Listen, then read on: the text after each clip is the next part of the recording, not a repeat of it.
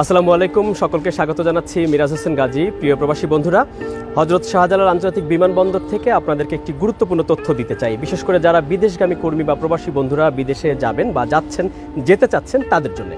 হযরত শাহজালাল আন্তর্জাতিক বিমানবন্দরে সম্প্রতি কিছু অভিযোগ পাওয়া যাচ্ছে। সেটি হচ্ছে যে আমাদের যারা প্রবাসী বন্ধুরা, যারা বিদেশগামী কর্মীরা, যারা যাত্রীরা, তাদেরকে দুই ধরনের হয়রানির শিকার করা হচ্ছে, প্রতারণা করা হচ্ছে। এর মধ্যে বেশ কয়েকটি অভিযোগও এমন পাওয়া গেছে। তবে এয়ারপোর্ট কর্তৃপক্ষ আশ্বস্ত করেছেন যে কোনো বিষয়ে অভিযোগ থাকলে যদি ওনাদেরকে জানানো হয় তাহলে সেটি ওনারা সমাধান করবেন। এখন যেই দুটি অভিযোগ মূলত আসছে প্রবাসী বা বিদেশগামীদের কাছ থেকে, এর মধ্যে একটি হচ্ছে, ধরেন একজন যাত্রী তিনি বিদেশে যাবেন, তিনি ঠিকমতো সব কিছু ঠিকঠাক করে ফ্লাইটে উঠে গেছেন। ফ্লাইটে উঠে যাওয়ার পরে তিনি যেটি করছেন যে চলে গেছেন, তার ফোনটি হয়তো তখন বন্ধ হয়ে গেছে, কিন্তু এই সুযোগে ওনার নম্বরটি একটি অসাধু চক্র, যেই হোক সেটি কারা সেটি এখনও শনাক্ত বা চিহ্নিত করা যায়নি। যখন হয়তো ওই যাত্রী তার ব্যাগেজে বা তার লাগেজে যখন নম্বরটি দিয়েছে বা নাম দিয়েছে, তখন হয়তো সেখান থেকে এই নম্বরটি টুকে নিচ্ছে, বা যখন যেই বহির্গমন পত্রটি যেটি আছে, ফর্মটি, সেই ফর্মটি যখন পূরণ করতে হচ্ছে তখন হয়তো সেটি নিয়ে নিচ্ছে সেই নাম্বারটি। এই সুযোগটি তারা কাজে লাগাচ্ছে, লাগিয়ে তাদের পরিবারের কাছে ফোন দিয়ে বলছে যে আপনার যাত্রীর কোনো কাগজপত্র হারিয়ে গেছে, দ্রুত দরকার, তিনি এখন বিশেষ হেফাজতে আছে, কথা বলতে পারবে না, জরুরি ভিত্তিতে 20 থেকে 25,000 টাকা পাঠান, তাহলেই তিনি এই সমস্যা থেকে মুক্তি পাবেন। এখন পরিবারগুলো যদি বলে যে হ্যাঁ আমার ওই সদস্যের সাথে কথা বলতে দেন, তখন বলবে তিনি ঝামেলার মধ্যে আছে, কথা বলতে পারবেন না। এরকম কিছু অভিযোগ কিন্তু পাওয়া যাচ্ছে, ভুক্তভোগীরা সেই অভিযোগগুলো কিন্তু করছেন। তখন নিরুপায় হয়ে ওই ফ্যামিলি চিন্তা করে যে তাহলে অন্তত 20-25,000 টাকা তাহলে তাদেরকে দিয়ে হলেও যদি আমার ভাইটি বা আমার সন্তানটি বা আমার আত্মীয় যদি তিনি ঠিকমতো বিদেশে যেতে পারেন তাহলে হয়তো সেটি ভালো। এই কারণে কিন্তু তারা বাধ্য হয়ে টাকাটি দিয়ে দিচ্ছেন, এবং এটি কিন্তু একটি প্রতারণা। কারণ এয়ারপোর্ট কর্তৃপক্ষ যেটি জানিয়েছেন যে কেউ আসলে তাদেরকে ফোন এভাবে দিবে না। যদি কোনো যাত্রীর সমস্যা হয় তাহলে সেই যাত্রী নিজেই তার পরিবারের সাথে কথা বলে ফোন করে সমস্যার সমাধান করবেন। এটি আপনারা একটু ভালোভাবে খেয়াল রাখবেন। আপনার যাত্রীর সাথে কথা বলার আগ পর্যন্ত কারো কাছে কোনো টাকা পয়সা বা লেনদেন না করার জন্য বিমানবন্দর কর্তৃপক্ষ তারা অনুরোধ জানিয়েছেন।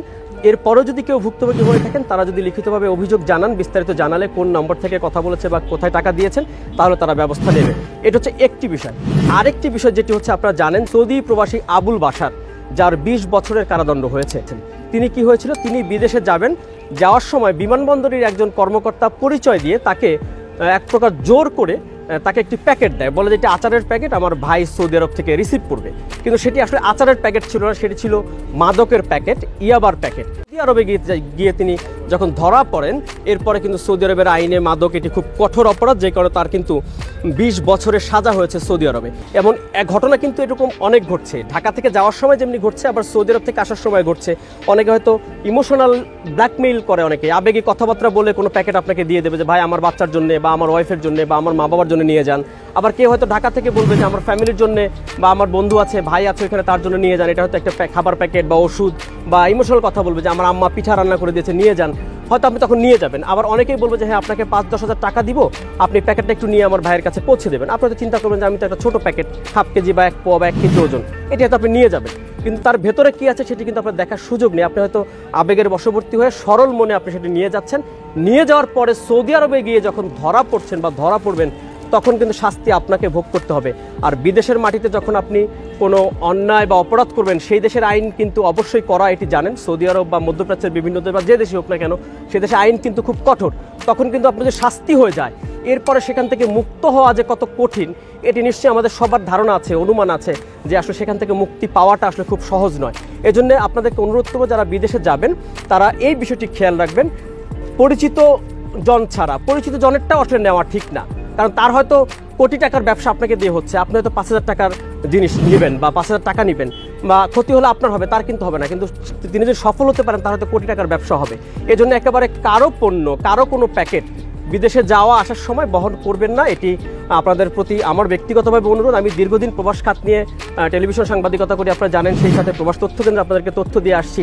এরপরে যদি এ ধরনের কোনো অভিযোগ থাকে তাহলে বিমানবন্দর কর্তৃপক্ষের কাছে লিখিতভাবে জানালে তারা এটি খুব গুরুত্বের সাথে দেখবেন এবং সেটি ব্যবস্থা নেবেন। তাহলে নিশ্চয়ই আমাদের যারা প্রবাসী বন্ধুরা, বিদেশগামী বন্ধুরা, এই দুটি বিষয় আপনারা খেয়াল রাখবেন। প্রথমটি হচ্ছে, আপনার পরিবারকে ফোন দিয়ে হয়তো বলবে আপনি সমস্যায় আছেন, টাকা চাইতে পারে, এটি একটি বিষয়।